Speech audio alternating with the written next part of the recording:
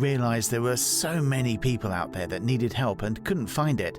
So that's when I decided I wanted to make change and really help people overcome their difficulties.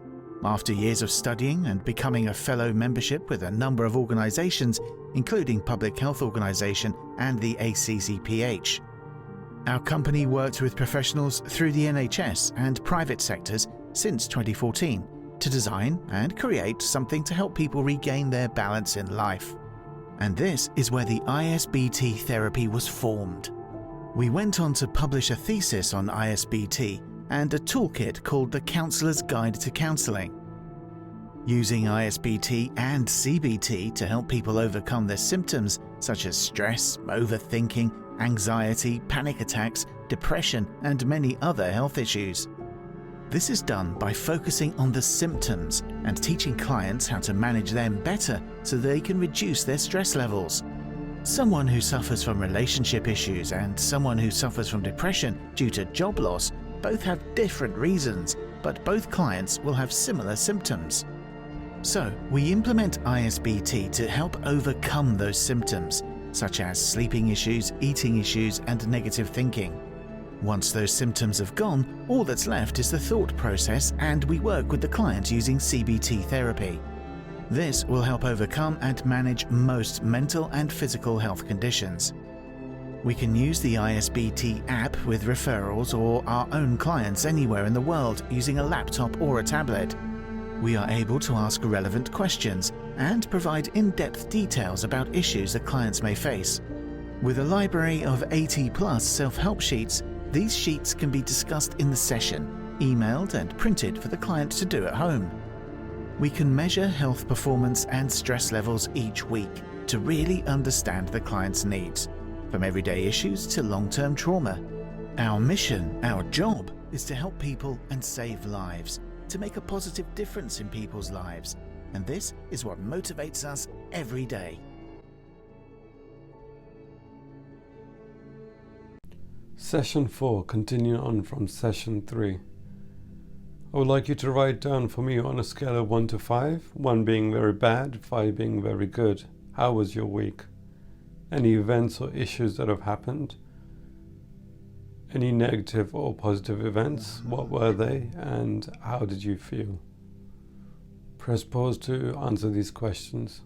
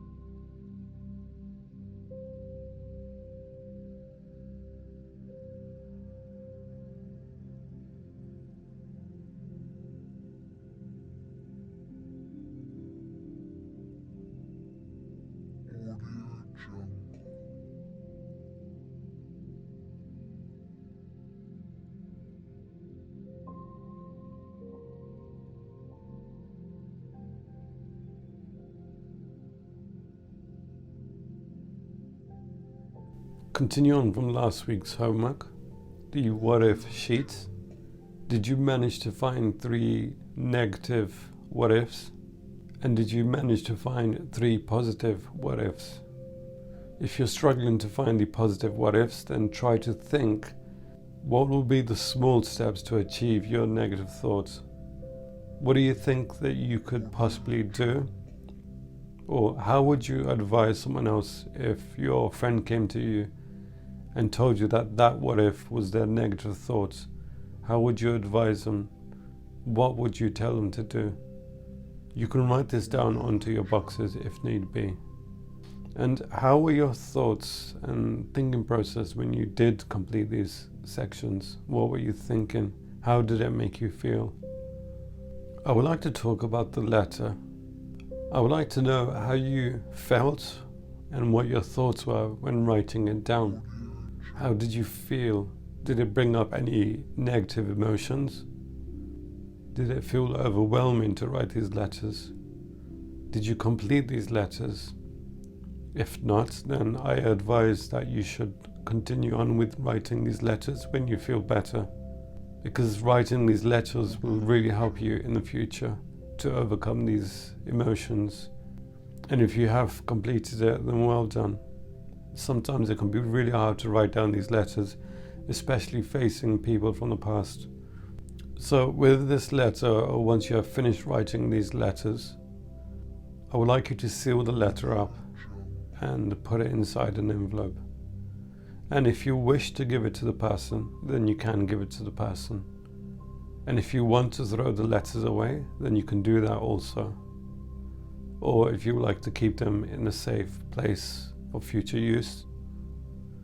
And if you want to continue writing the letters, you can do. Or if you want to add more information to your current letters, you can also do that too.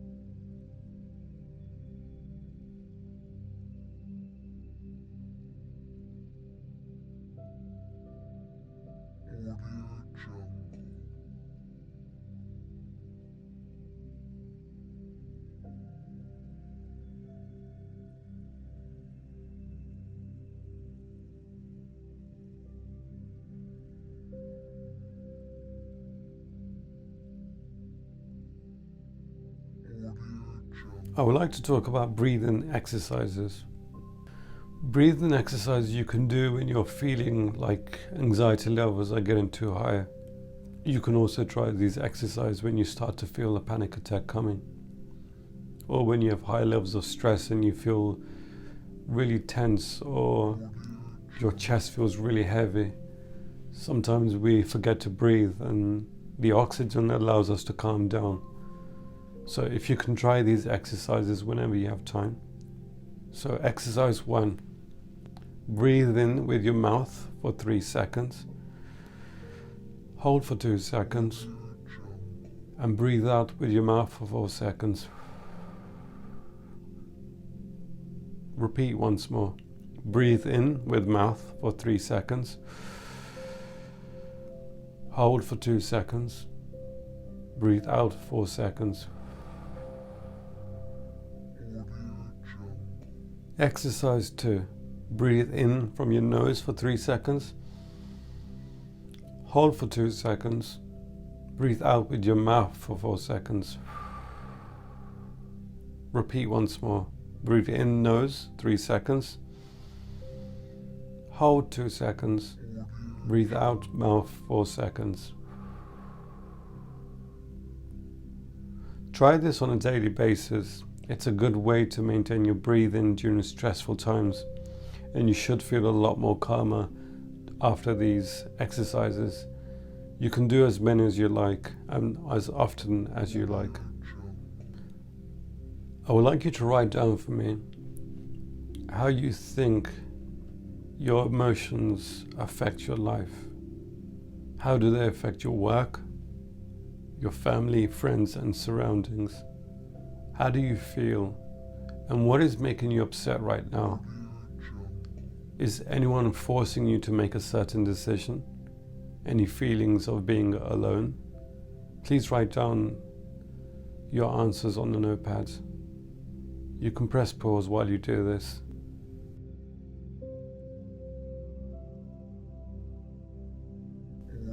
Homework for next week.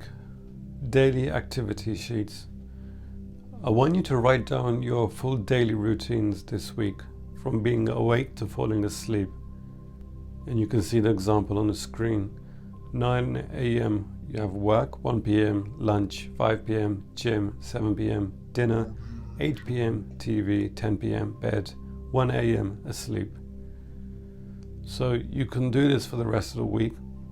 I would advise you start from Monday all the way to Sunday and see how that progression goes. And I would like you to bring it in for our next session.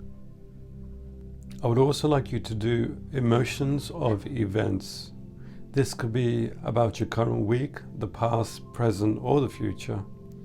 I want you to write 3 columns.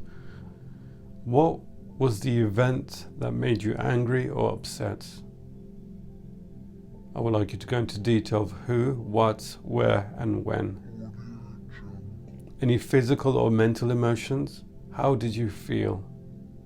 Angry, upset, sad, frustrated, or hurt? And finally, what were your thoughts? What did you want to say or do? Your thoughts during and after the event itself. For our next session, we will look at being self-aware and reducing stress. Thank you for your time, and I'll see you in the next session.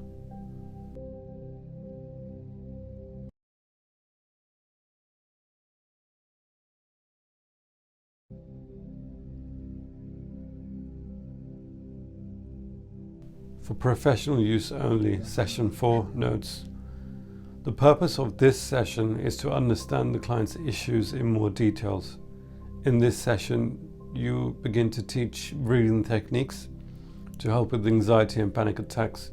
You will also look at the client's life and daily activities and note down any events or situations that may have happened recently which affected the client's stress levels. Breathing exercise. This exercise teaches the client how to breathe while having episodes of anxiety or panic attacks.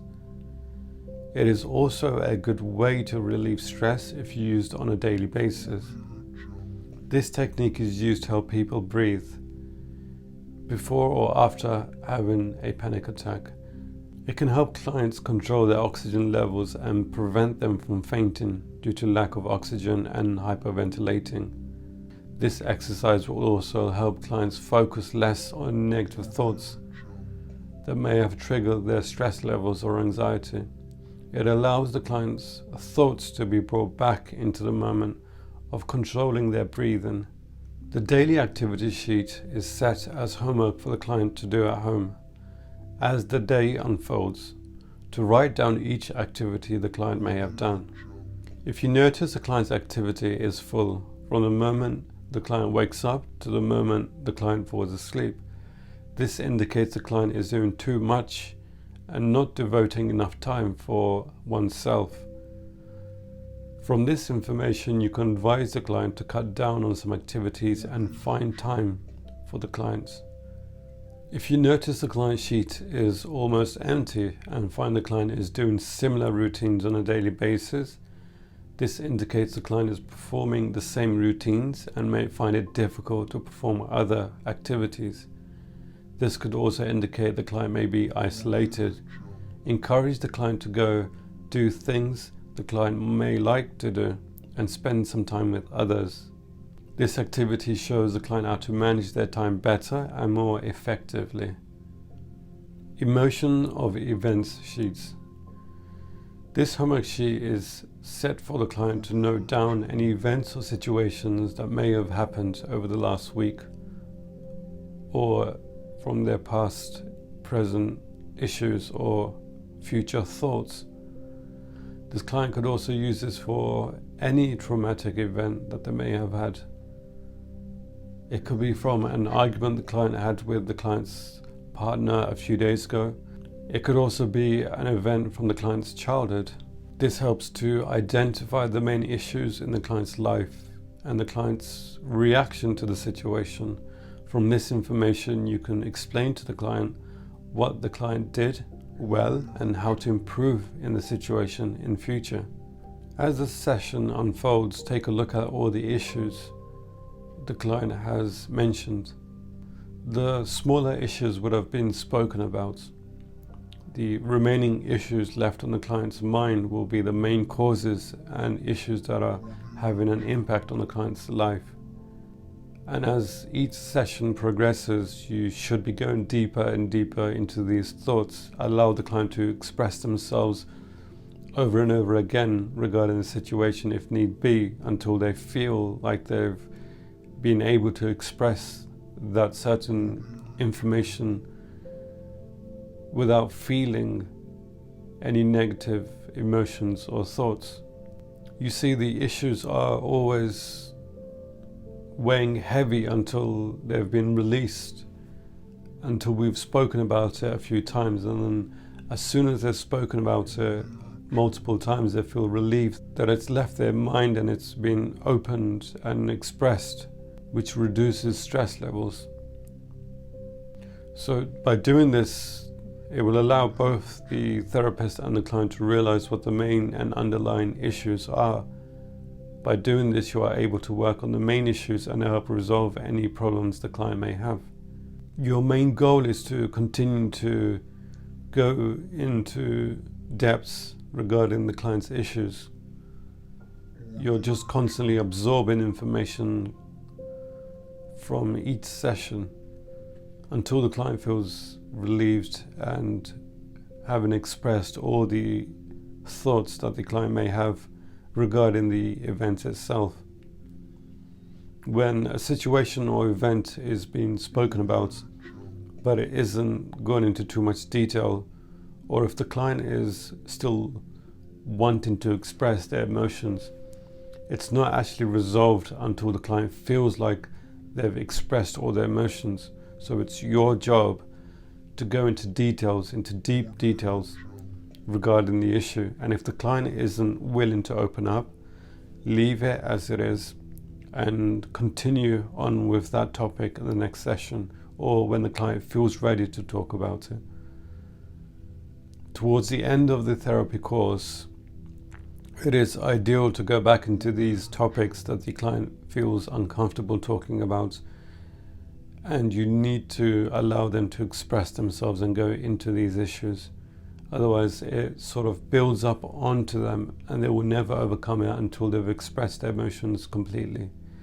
And even when you think they've completely expressed all their emotions, you need to keep going back at least 2 or 3 times until you feel comfortable and you feel confident that the client can talk about these issues without having any difficulties, without feeling any emotions. And that's when you've managed to allow the client to overcome these issues, and that's how they get better, and that's how they remove their stresses and traumas in life.